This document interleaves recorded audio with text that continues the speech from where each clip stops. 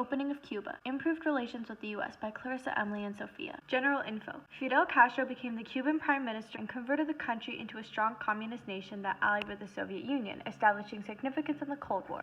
He led the Popular Socialist Party in Cuba, which was a communist group. He also instituted a socialist economic system. In 1959, Castro and his guerrilla backing successfully overturned Batista, his predecessor. Castro was tyrannical and caused surges in asylum seekers and migrants into other countries, specifically the U.S. Political tension with the U.S. happened because the communist nations of the Soviet Union were in league while America opposed communism and socialist values in the strongest sense. Short-term causes. Obama began a process with the Cuban president Raul Castro in order to normalize the diplomatic relations between the U.S. and Cuba. His intentions were to create more economic opportunities between them. Originally, the U.S. was not allowed to do any sort of political or economic business with Cuba. However, the administration approved a small regulatory changes because they wanted to widen the scientific and trade business opportunities between Cuba and the U.S. Eventually, the U.S. Embassy was reopened in Havana, Cuba. This finally allowed American companies and hotels to start operating in Cuba. Also, airlines and cruises started going to Cuba, therefore thousands of Americans could visit Cuba for the first time and vice versa. Long-term causes. Cuba became allied with the Soviet Union. However, in 1991, there were great shortages of food, diminished oil and gas revenues, and an overall economic political collapse in the Soviet Union. The Soviet Union was then split up into separate, smaller individual countries. While allied with the Soviet Union, Cuba held many threats against the U.S. However, with the fall of the Soviet Union came the opening of American relations to Cuba because since Cuba did not have any allies, they were not a threat to the U.S. any longer. How it relates to other themes and topics. Cuba became a communist country in the late 1950s. To be exact, January 8, 1959. It became a communist country because of the guerrilla revolution led by both Fidel Castro and Che Guevara. Fidel Castro tried to lead two revolutions and only one succeeded, and that was the guerrilla revolution. The first revolution, they tried to revolt against the Cuban government and failed. Before Cuba became a communist country, it was a dictatorship. The guerrilla revolution lasted about 2 years, and at the start of the revolution, around 80 men were part of it, but only 15% of them survived. They fought against the Cuban government for 2 years. The ones who joined the revolution were usually ordinary Cuban citizens. They attacked the capital of Havana in early 1959, and Fulgencio Batista, the Cuban dictator, got overthrown by the guerrilla rebels. This caused Cuba to close for 50 years, which caused it to become isolated, which would make it hard for the country to develop. Cuba didn't really develop during the time they were closed. It's arguable that they developed only a little bit, but not as much. The only development they really had were that it had very high health statistics and also nearly achieved 100% literacy in the past years.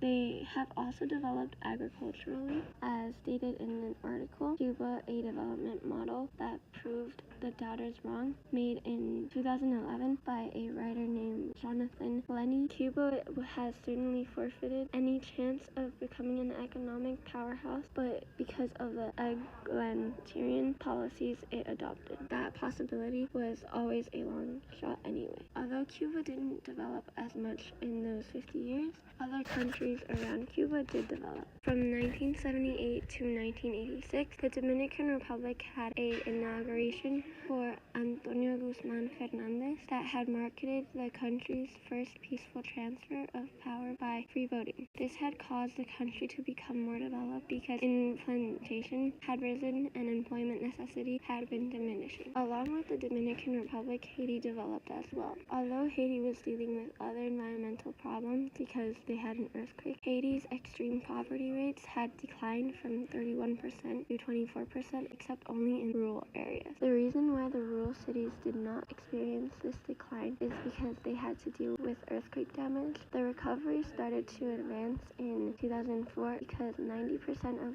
the rural cities' population had moved to safer locations. Children started receiving education, and most of the residents had better access to water. Those developments were all made during the 50 years that Cuba was closed. But when it reopened, many things changed. Many U.S. companies opened around Havana. These companies established themselves around the special interests section building. Although it was open all that time, the American companies moved into the special interest once they had reopened Cuba. Not only did American businesses develop, but so did some businesses from Cuban enterprising citizens. They opened restaurants near the seafront embassy. The reopening of Cuba increased tourism in Cuba. In addition, 10 times as more people fled the country and migrated to other countries once it reopened. After Fidel Castro and his guerrilla militia overthrew Batista in 1959, the connotation of Cuba in the realm of international society changed forever. For the people of Cuba, every day held the possibility that revolts would descend into violence and mass exile would be sentenced. Physically, Cuba was crumbling. Cities fell into ruin and became unsanitary, and public housing took the appearance of uniform apartment blocks that were clean cut on the outside, while the inhabitants inside slept on stone floors. Though the social influence of Castro was relatively negative and oppressive, poverty rates sank, while education quality and expectations rose to record highs. From 1959 to present, a period titled the Cuban exile began. Some were forced out by official prescription, some fell to the U.S. for political asylum as their opinions on government were threatened, while many migrated by choice, escaping poor housing, great employment and income, extreme economic inflation, and the threat of rights being revoked. Despite the institution of a communist economic and political structure, Cuban society developed in a liberal direction, almost in spite of Castro's opposition to the lively nature of the people. A reporter from Huffington Post wrote in an article that honored vacation to Cuba. An older Cuban man said when asked about Castro, quote, "Cuban people are, by nature, full of life and love. Fidel fears many things, and when you fear so much, you cannot love at the same time. But he doesn't have a fear of death. No, because he can control the death of so many. And he does. What he fears most is the people themselves. Fidel has a fear of life," end quote. Migration to the U.S. occurred frequently in the early eras of the Cuban exile, and it continues to take place in the interest of economic and social pursuit. The resentment of Castro has only emphasized the vitality of Cuban socioculture.